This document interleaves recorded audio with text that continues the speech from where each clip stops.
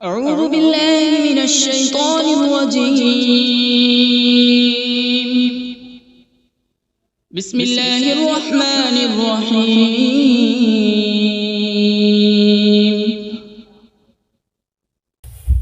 اللہ کے نام سے شروع جو نہایت مہربان رحمت والا ہے۔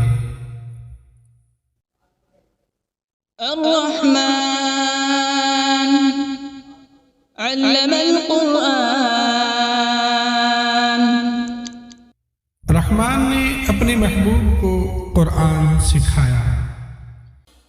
تفسیر میں ہے کہ حضور صلی اللہ تعالی علیہ وآلہ وسلم کے پاس قرآن پاک بظاہر حضرت جبرائیل علیہ السلام کے ذریعے آیا، لیکن در حقیقت اللہ تعالی نے اپنے محبوب صلی اللہ تعالی علیہ وآلہ وسلم کو سارا قرآن سکھایا ہے۔ خلق الإنسان علمه البيان.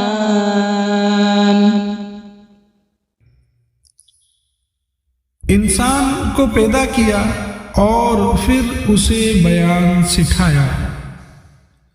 یہاں انسان سے مراد حضور صلی اللہ تعالی علیہ وآلہ وسلم ہے، اور اگلی آیت میں بیان سے ما کان وما یکون، یعنی جو کچھ ہو چکا اور جو کچھ آئندہ ہوگا اس کا بیان مراد ہے۔ یعنی جو کچھ ہو چکا اور جو کچھ آئندہ ہونے والا ہے، اللہ پاک نے اپنے محبوب صلی اللہ تعالی علیہ وآلہ وسلم کو سارا بیان سکھایا۔ آگے فرماتے ہیں یا پھر انسان سے مراد حضرت آدم علیہ نبینا علیہ السلام ہے، اور بیان سے مراد تمام چیزوں کے نام اور تمام زبانوں یعنی لینگویجز کا بیان ہے۔ یا پھر یہاں انسان سے مراد جن سے انسان ہے، اور بیان سے مراد جو آپس میں بات کرنے گفتگو کرنے کی صلاحیت ہے وہ ہے کہ اس کی بات کرنے کی وجہ سے انسان دیگر حیوانوں سے ممتاز ہوا۔ الشمس والقمر بحسبان. سورج اور چاند حساب سے ہے، یعنی سورج اور چاند یہ اپنے حساب میں چلتے ہیں، جو اللہ پاک نے ان کا نظام بنا دیا، اسی نظام سے یہ چل رہے ہیں۔ والنجم والشجر يسجدان.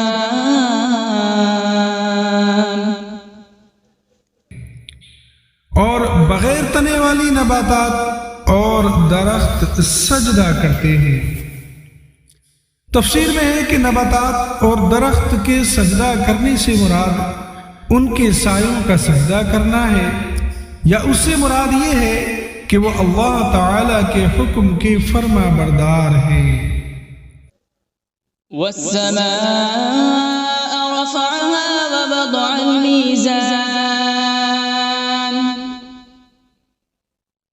ألا تطغوا في الميزان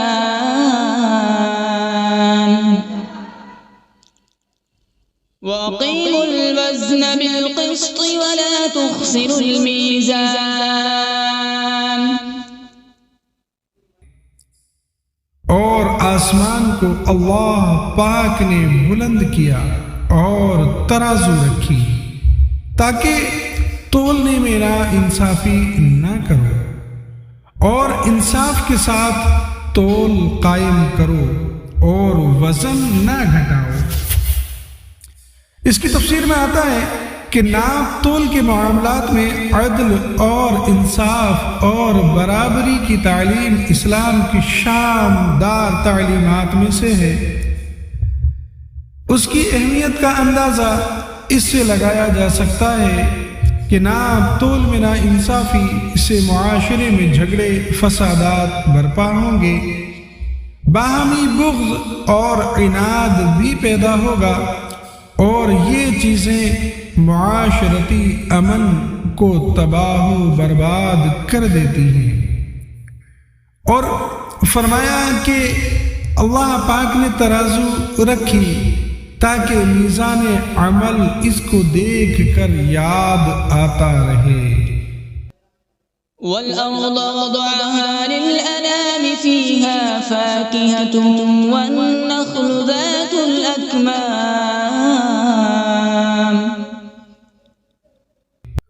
اور اس نے مخلوق کے لیے زمین رکھی، اس میں پھل، میوے اور غلاف والی کھجوریں ہیں۔ وَالْحَبُّ ذُو الْعَصْفِ وَالرَّيْحَانُ فَبِأَيِّ آلَاءِ رَبِّكُمَا تُكَذِّبَانِ، اور بھوسے والا اناج اور خوشبودار پھول ہیں۔ تو اے جنات اور انسانوں کے گروہ، تم دونوں اپنے رب کی کون کون سی نعمتوں کو جھٹلاؤ گے؟ خلق الإنسان من صلصال كالفخار،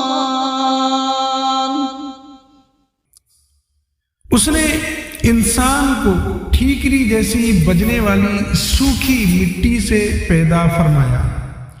تفسیر میں ہے کہ یہاں انسان سے مراد حضرت سیدنا آدم علی نبینا علیہ الصلاۃ والسلام ہے، اور اس آیت میں اللہ تعالیٰ نے آپ علیہ الصلاۃ والسلام کی پیدائش کی کیفیت کا ایک انداز بیان فرمایا۔ وَخَلَقَ الْجَانَّ مِن مَّارِجٍ مِّن نَّارٍ، اور اس نے جن کو بغیر دھوئیں والی آگ کے خالص شعلے سے پیدا کیا، یعنی ایسے آگ کے شعلے سے پیدا کیا جس میں دھواں نہیں۔ فَبِأَيِّ آلَاءِ رَبِّكُمَا تُكَذِّبَانِ، تو اے جنات و انسان، تم دونوں اپنے رب کی کون کون سی نعمتوں کو جھٹلاؤ گے؟ رب المشرقین ورب المغربین، وہ دونوں مشرقوں کا رب ہے اور دونوں مغربوں کا رب ہے۔ تفسیر میں آتا ہے کہ دونوں مشرق اور دونوں مغرب، یعنی دونوں پورب اور دونوں پچھم، اس سے مراد یہ ہے کہ گرمیوں میں الگ سمت سے سورج نکلتا اور الگ سمت میں سورج چھپتا ہے، اسی طرح سردیوں میں کچھ سمت الگ ہو جاتی ہے چھپنے کی اور اس کے نکلنے کی۔ تو سورج کے طلوع ہونے اور غروب ہونے کے دونوں مقام مراد ہیں۔ فَبِأَيِّ آلَاءِ رَبِّكُمَا تُكَذِّبَانِ، تو تم دونوں اپنے رب کی کون کون سی نعمتوں کو جھٹلاؤ گے؟ مرج البحرین یلتقیان، اس نے دو سمندر بہائے کہ دونوں ملے ہوئے لگتے ہیں۔ تفسیر میں ہے کہ ان سے مراد میٹھے اور کھاری دو سمندر ہیں جنہیں ایسے بہایا گیا ہے کہ دیکھنے میں ان کی سطح آپس میں ملی ہوئی لگتی ہے، یعنی بالکل ایک جیسی لگتی ہے، کیونکہ ان کے درمیان ان کے بیچ میں فاصلہ کرنے کے لیے کوئی بھی ظاہری طور پر چیز نظر نہیں آتی۔ بینہما برزخ لا یبغیان، ان کے درمیان ایک آڑ ہے کہ وہ ایک دوسرے کی طرف بڑھ نہیں سکتے۔ تفسیر میں ہے کہ اللہ تعالیٰ کی قدرت سے ان کے درمیان ایک آڑ ہے جس کی وجہ سے وہ ایک دوسرے کی طرف بڑھ نہیں سکتے، بلکہ ہر ایک اپنی حد پر رہتا ہے اور دونوں میں سے کسی کا بھی ذائقہ مزہ تبدیل نہیں ہوتا۔ فبأي آلاء ربكما تكذبان؟ تو تم دونوں اپنے رب کی کون کون سی نعمتوں کو جھٹلاؤ گے؟ يخرج منهما اللؤلؤ والمرجان فبأي آلاء ربكما تكذبان؟ ان سمندروں سے موتی اور مرجان نکلتا ہے۔ تو اے جنات و انسان، تم دونوں اپنے رب کی کون کون سی نعمتوں کو جھٹلاؤ گے؟ وَلَهُ الْجَوَارِ الْمُنشَآتُ فِي الْبَحْرِ كَالْأَعْلَامِ، اور دریا میں پہاڑوں جیسی اٹھتی ہوئی کشتیاں یہ اسی کی ہیں۔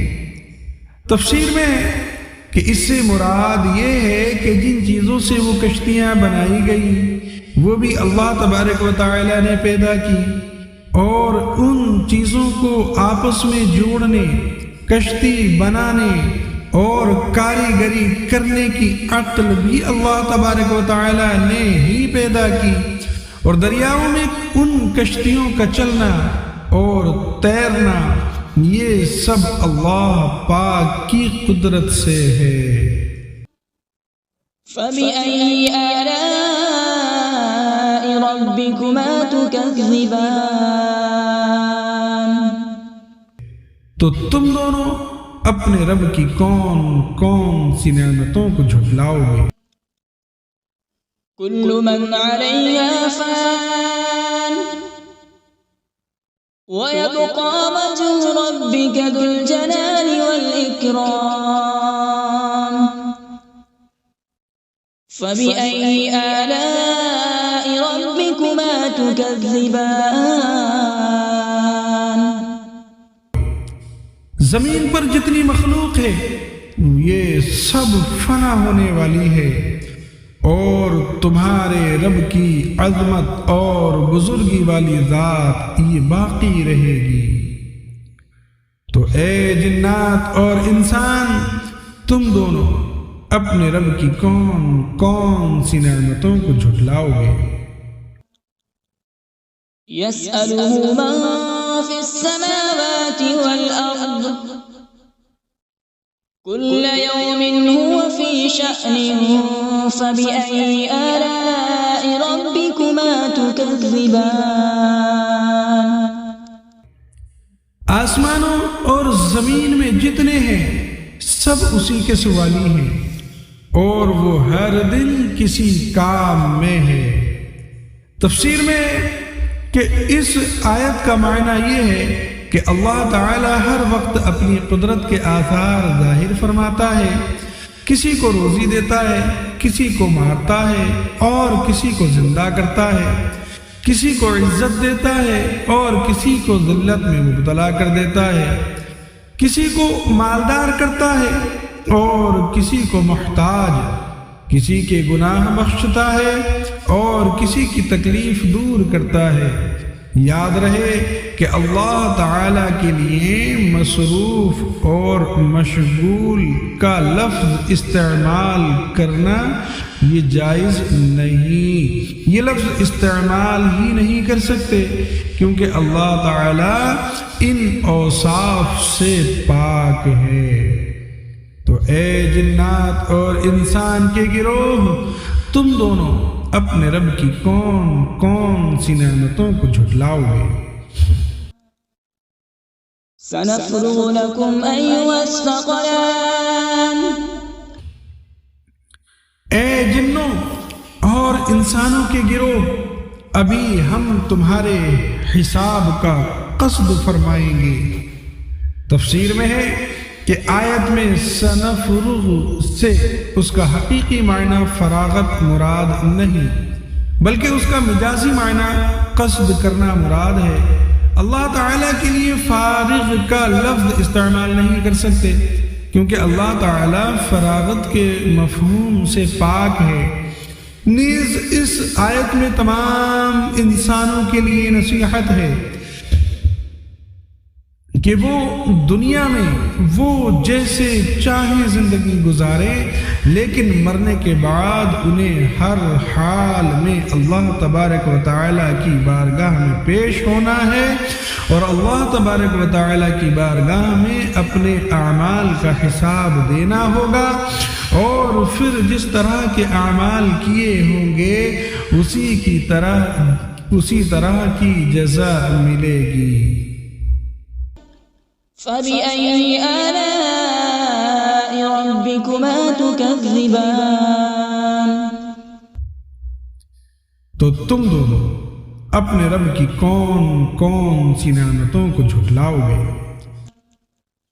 يا معشر الجن والإنس إن استطعتم أن تنفذوا من أقطار السماوات والأرض فانفذوا لا تنفذون إلا بسلطان۔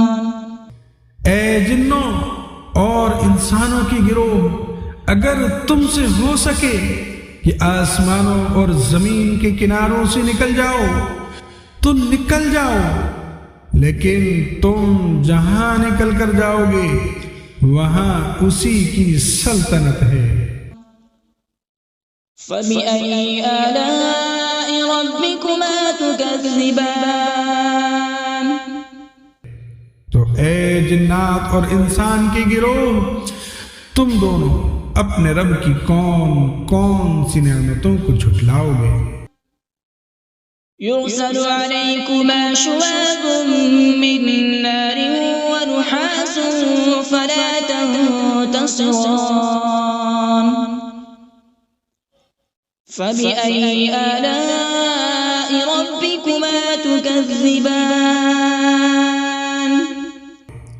تم پر آگ کا بغیر دھوئیں والا خالص شعلہ اور بغیر شعلے والا خالص دھواں بھیجا جائے گا، تو تم ایک دوسرے کی مدد نہ کر سکو گے۔ تو اے جنات اور انسان کے گروہ، تم دونوں اپنے رب کی کون کون سی نعمتوں کو جھٹلاؤ گے؟ فإذا انشقت السماء فكانت وردة كالدهان۔ فبأي آلاء ربكما تكذبان؟ پھر جب آسمان پھٹ جائے گا تو گلاب کے پھول جیسا سرخ ہو جائے گا جیسے سرخ چمڑا۔ تو اے جنات و انسان، تم دونوں اپنے رب کی کون کون سی نعمتوں کو جھٹلاؤ گے؟ فيومئذ لا يسأل عن ذنبه إنس ولا جان۔ تو اس دن کسی آدمی اور جن سے اس کے گناہ کے متعلق نہیں پوچھا جائے گا۔ اس کی تفسیر میں ہے کہ قیامت میں جنوں اور انسانوں سے سوال ہوں گے۔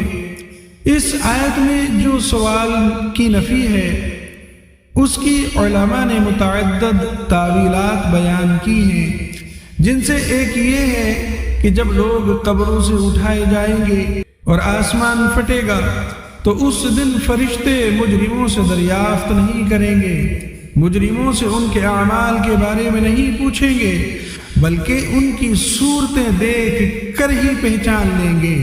ان سے سوال دوسرے وقت میں ہوگا جبکہ لوگ حساب کے مقام پر جمع ہو جائیں گے۔ فبأي آلاء ربكما تكذبان؟ تو اے جنات و انسان، تم دونوں اپنے رب کی کون کون سی نعمتوں کو جھٹلاؤ گے؟ يعرف المجرمون بسيماهم فيؤخذ بالنواصي والأقدام۔ فبأي آلاء ربكما تكذبان؟ مجرم اپنے چہروں سے پہچانے جائیں گے تو انہیں پیشانی اور پاؤں سے پکڑا جائے گا، تو تم دونوں اپنے رب کی کون کون سی نعمتوں کو جھٹلاؤ گے؟ هذه جهنم التي يكذب بها المجرمون يطوفون بينها وبين حميم آن فبأي آلاء ربكما تكذبان۔ یہ وہ جہنم ہے جسے مجرم جھٹلاتے تھے، جہنمی جہنم اور انتہائی کھولتے ہوئے پانی میں چکر لگائیں گے، تو تم دونوں اپنے رب کی کون کون سی نعمتوں کو جھٹلاؤ گے؟ وَلِمَنْ خَافَ مَقَامَ رَبِّهِ جَنَّتَانِ،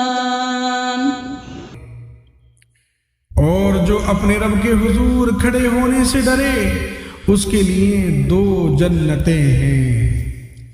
تفسیر میں آتا ہے کہ اس آیت کا معنی یہ ہے کہ جسے دنیا میں قیامت کے دن اپنے اللہ پاک کے حضور حساب کی جگہ میں حساب کے لیے کھڑے ہونے کا ڈر ہو اور گناہ چھوڑ دے اور فرائض کی بجا آوری کرے، تو اس کے لیے آخرت میں اللہ پاک 2 جنتیں عطا فرمائے گا۔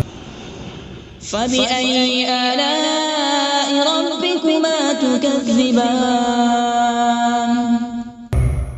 تو اے جنات اور انسان کے گروہ، تم دونوں اپنے رب کی کون کون سی نعمتوں کو جھٹلاؤ گے؟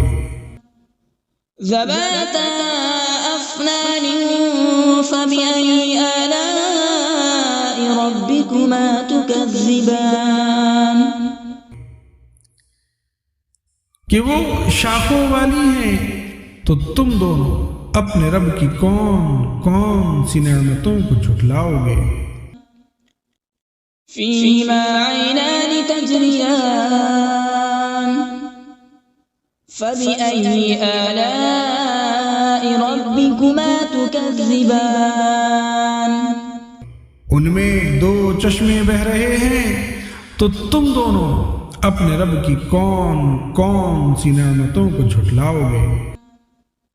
فِيهِمَا مِن كُلِّ فَاكِهَةٍ زَوْجَانِ۔ ان دونوں جنتوں میں ہر پھل کی 2 قسمیں ہیں۔ تفسیر میں ہے کہ 2 قسموں سے مراد یہ ہے کہ بعض وہ پھل ہیں جو دنیا میں دیکھے گئے اور بعض وہ عجیب و غریب پھل ہیں جو اس سے پہلے نہ کبھی کسی نے دیکھے، یا اس سے مراد یہ ہے کہ بعض پھل خشک ہیں اور بعض پھل تر ہیں، یا پھر فرمایا کہ اس سے مراد یہ ہے کہ بعض پھل خالص میٹھے اور بعض ترشی کی طرف مائل ہیں۔ فَبِأَيِّ آلَاءِ رَبِّكُمَا تُكَذِّبَانِ۔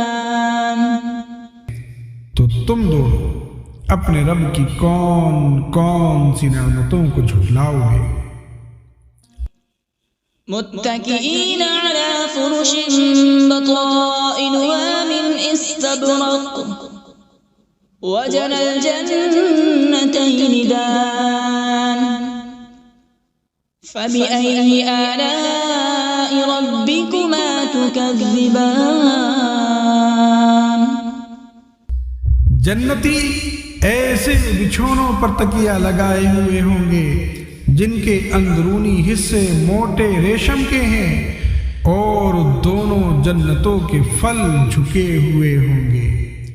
تفسیر میں ہے کہ یعنی ان دونوں جنتوں کا پھل اتنا قریب ہوگا کہ کھڑا بیٹھا اور لیٹا ہر شخص اسے چن لے گا، جبکہ دنیا کے پھلوں میں یہ خاصیت نہیں ہوتی۔ تو تم دونوں اپنے رب کی کون کون سی نعمتوں کو جھٹلاؤ گے؟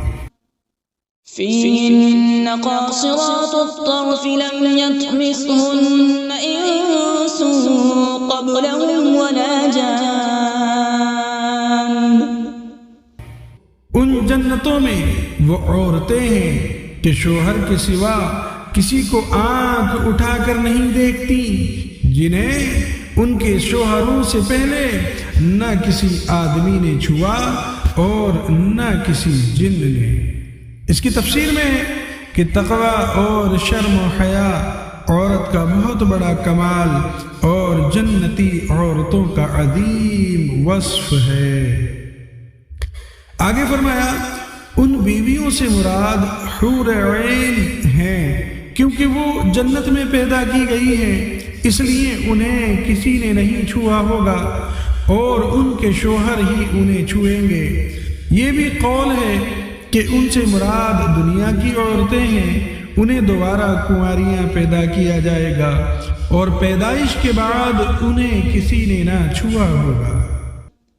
فَبِأَيِّ آلَاءِ رَبِّكُمَا تُكَذِّبَانِ.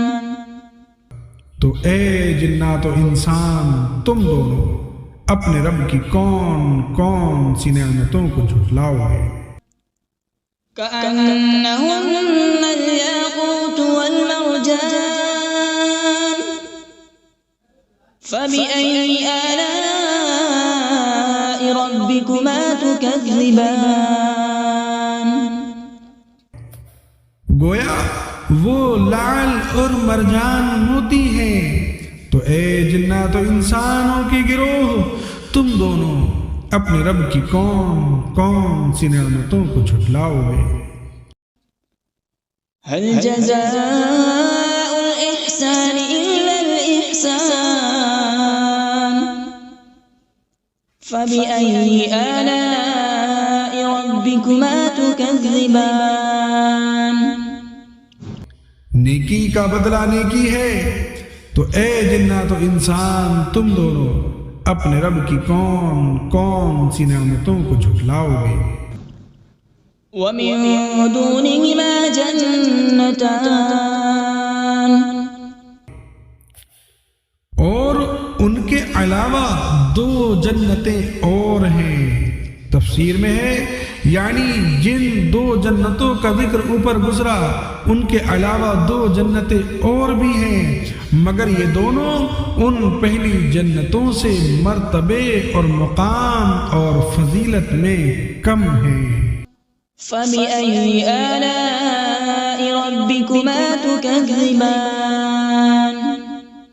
تو اے جنات و انسان، تم دونوں اپنے رب کی کون کون سی نعمتوں کو جھٹلاؤ گے؟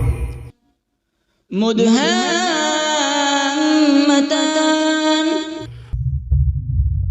وہ دونوں جنتیں نہایت سبز درختوں کی وجہ سے سیاہی کی جھلک دے رہی ہیں. یہ تفسیر میں ہے کہ سبز رنگ انتہائی خوشنما رنگ اور آنکھوں کے لیے بہت مفید ہے.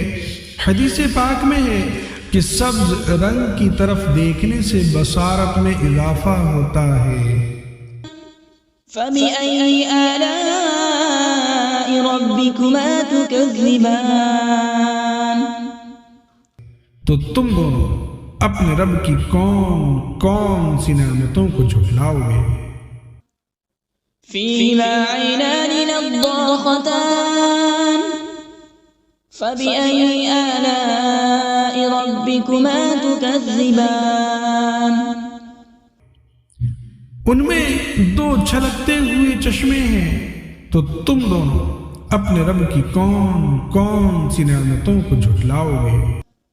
فيهما فاكهة ونخل ورمان.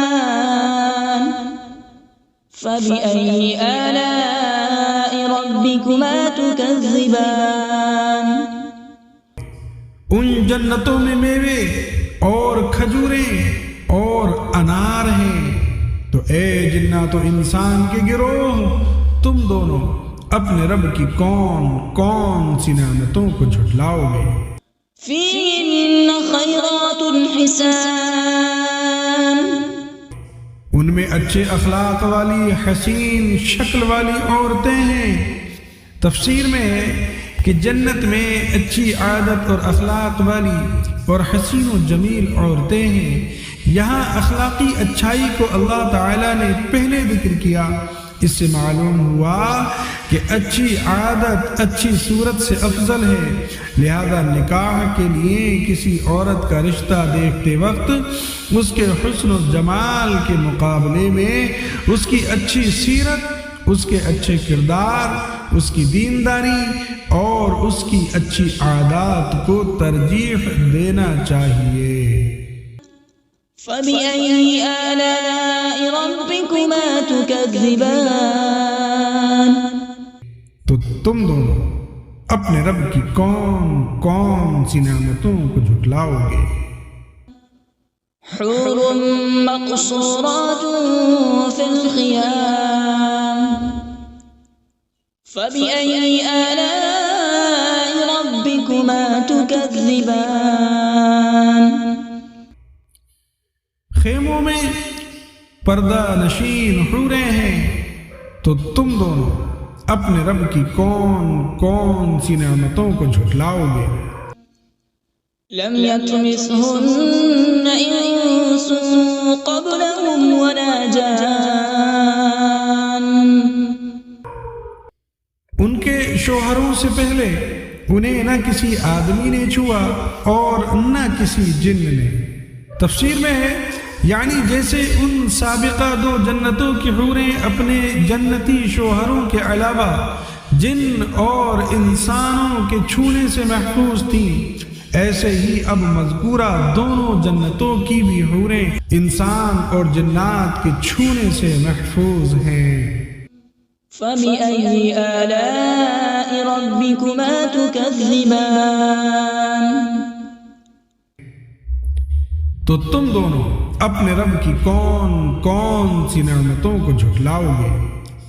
متكئين على رفرف خضر وعبقري حسان، جنتی سبز قالینوں اور انتہائی خوبصورت بچھونوں پر تکیہ لگائے ہوئے ہوں گے۔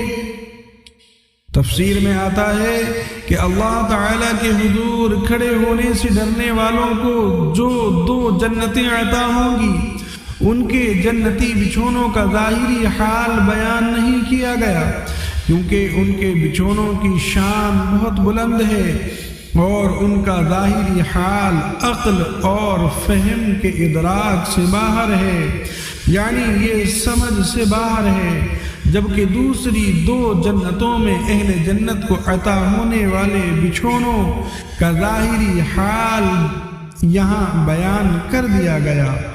وہ سبز اور منقش ہوں گے، اس سے ان بچھونوں میں فرق صاف ظاہر ہو رہا ہے۔ فَبِأَيِّ آلَاءِ رَبِّكُمَا تُكَذِّبَانِ، تو تم دونوں اپنے رب کی کون کون سی نعمتوں کو جھٹلاؤ گے؟ تبارک اسم ربک ذی الجلال والإکرام، تمہارے رب کا نام بڑی برکت والا ہے جو عظمت اور بزرگی والا ہے۔ ان الفاظ یا ذی الجلال والاکرام کو اپنی عادت میں شامل کرنا چاہیے کہ اس سے دعا جلد قبول ہوتی ہے۔ صلو علی الحبیب صلی اللہ تعالی علی محمد صلی اللہ تعالی علیہ وآلہ وسلم۔